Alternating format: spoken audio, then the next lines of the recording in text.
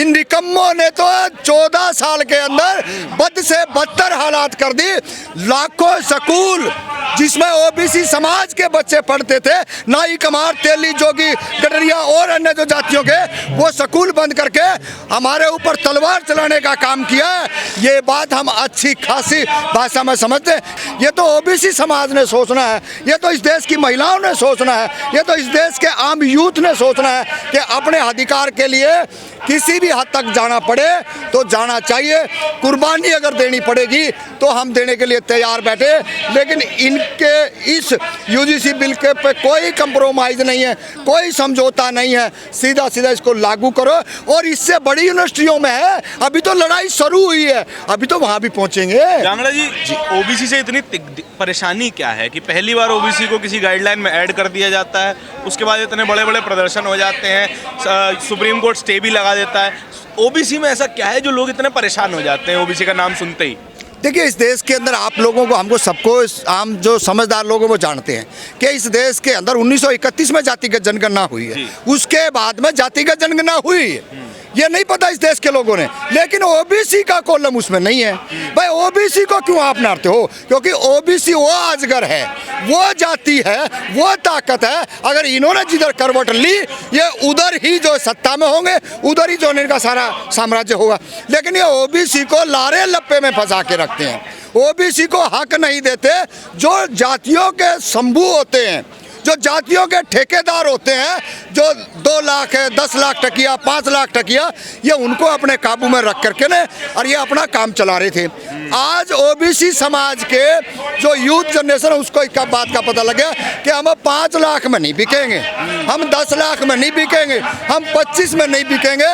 अब हम अपना हक अधिकार लेके रहेंगे। इसलिए ये ओबीसी समाज के आने वाली पढ़ी लिखी जो जनरेशन है उससे डर रहे हैं। और आज जो जैसे हमारे साथियों ने शहादत दी और जिनकी बदौलत ये बिल आया है, ये तो तमाम जो बच्चे ओबीसी समाज के गए हैं वो लिख रहे हैं, बोल रहे हैं, पढ़ रहे हैं। तब हम आपके माध्यम से जमीन तक इस आवाज़ को लेके जा रहे हैं कि ओबीसी समाज अब कहीं से नहीं डरेगा और ओबीसी समाज को बगल में रखा करते, अब वो बगल से इनके निकल चुका है, खिसक चुका है। लिखने पढ़ने बोलने की बात आप कर रहे हो, यूनिवर्सिटी जाएंगे, कॉलेज जाएंगे, IIT IIM जाएंगे, तब जाके ना ताकत आ पाएगी बोलने पढ़ने की। और अगर पहुंच भी गए तो वहाँ पे भेदभाव होता है। नहीं, उसी के खिलाफ तो लड़ाई है ना। हाँ। जंग कहाँ जा रही है? हाँ। जंग तो वहाँ अंदर घुसने की है, अधिकार लेने की है, और तो कोई बात ही नहीं है।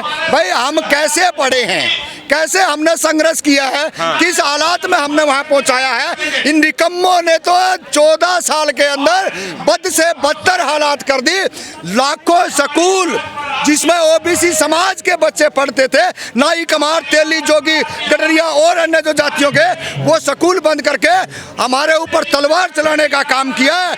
ये बात हम अच्छी खासी भाषा में समझते हैं। ये तो हमारे जो बच्चे जो उस टाइम 10, 12, +2 में थे, आज वो PhD कर रहे हैं, उन्होंने हमारे को बताया कि आप रोड पर रहिए, कॉलेज के अंदर हम इनको आप घेर लेंगे।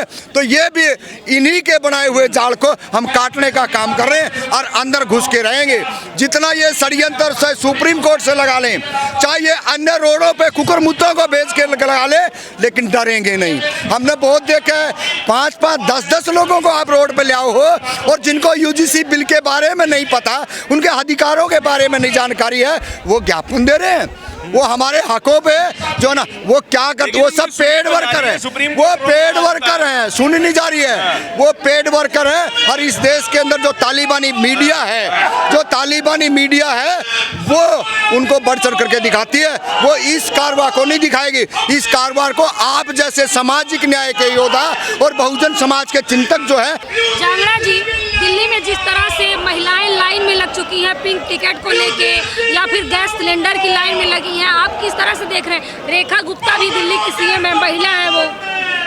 देखिए, इनको ना महिलाओं से लेना है, ना छात्रों से लेना है, ना इस देश के किसान और मजदूर से लेना है। इन्होंने शोषण करना है, चाहे वो कोई भी आपदा आ जाए, ये अवसर में बदलने का इनके पास जो फार्मूला है वो पूरी देश के सामने है। और जो हालात बद से बदतर इन्होंने आज दिल्ली की नहीं पूरे देश की कर रखी है, और खास करके हम दिल्ली में खड़े हैं तो दिल्ली में तो सिर फटा हुआ हो रहा है, महिलाएं लाइन में खड़ी हैं, छात्र स्कूल नहीं जा रहे हैं। अरे गैस सिलेंडर पहले आपने बढ़ाया क्यों, और बढ़ाया तो आप कम से कम उसको सुचारू रखते, ना तो आपने सुचारू रूप से लागू किया उसको, ना दे रहे, और महंगाई कर दी। तो यह देश के अंदर अब बिल्कुल दिल्ली की जनता इस बीजेपी सरकार से और महिला मुख्यमंत्री से तंग आ चुकी है। ये तो सोचने का विषय है, ये कहाँ गुमराह करते हैं, कैसे कैसे लोगों को परेशान करते हैं। जनता आज दोबारा पिछली सरकार पे जो शिक्षा की और स्वास्थ्य का के बलबूते पर रही थी, टिकी थी, और दिया भी था हमारे को। ऐसा नहीं आज पिछली सरकार के बदौलत हमारे बच्चे जो है आज बड़ी बड़ी क्लासों के अंदर अच्छे स्कूलों के अंदर एजुकेशन ले रहे हैं।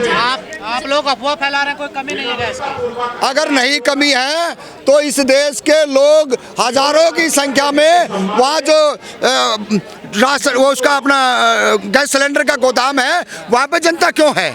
आप बीजेपी ने भेज रखे हैं क्या, या आरएसएस के लोग हैं? विपक्ष वाले लाइन कोई विपक्ष के नहीं है। विपक्ष के इस देश की सच्चाई को उजागर करना चाहते हैं कि इस देश के अंदर कोहरा मचा हुआ है और ये तालिबानी सरकार सूद नहीं ले रही है। हर बार जो इस देश में डंके की बात कहने वाला प्रधानमंत्री आज वो कहाँ गए हुए हैं? वो युद्ध रुकवाने वाली बात करने वाले अमेरिका के राष्ट्रपति आज वो कहाँ ईरान से मुंह छिपा के भागे हुए हैं। इस देश को समझना पड़ेगा। अब अमेरिका का भी नंबर आ लिया, और हो सकता है अगर यही हालात रही, ये महामारी अगर बढ़ गई तो भारत देश के अंदर भी कोई सा भी देश युद्ध कर सकता है। ये भारत देश की जनता को समझ लेना चाहिए। रेखा गुप्ता पे भरोसा नहीं है, प्रधानमंत्री पे भरोसा नहीं है, तो भरोसा है किस पे आपको? हमने इस देश की जनता पे भरोसा है।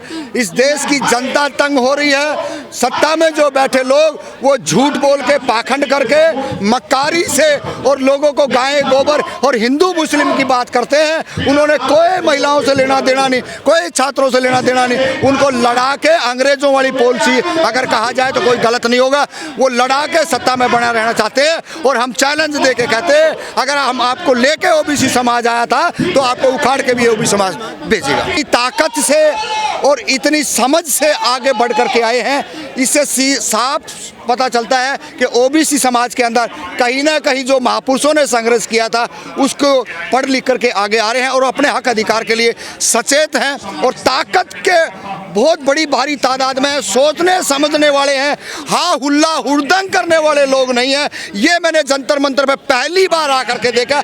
आप एक एक साथी से पूछ लिए जो अपने हकों के लिए उतावले हैं और किसी भी हद तक वो गुजरने के लिए तैयार हैं। ये बात तो हमें आज समझनी पड़ेगी। वो भी तो कह रहे हैं कि हमारे ऊपर फर्जी आरोप लगाए जाएंगे, हमें फंसाया जाएगा, तो क्या करेंगे? नहीं देखिए, वो घड़ियाली आंसू रो रहे हैं जो इस देश की पहली पार्लियामेंट में उनके खुद वो पहुंचे, अपनी औलादों को बड़े बड़े जो ठेके और बड़े बड़े पद और बड़ी बड़ी हायर एजुकेशन के अंदर वो पहुंच चुके हैं। अब उनको इस बात का पता है कि अभी अभी जो ओबीसी समाज के लोग हैं या बहुजन समाज के लोग हैं या और अन्य समाज से सामाजिक न्याय के लोग हैं, वो अपने अधिकार के लिए सचेत हैं। तो उनको ये डर है कि हमारे आने वाली पीढ़ी को कहीं ना कहीं नुकसान ना हो। वो तो अपने घर की आग स्वयं बुझा रहे हैं,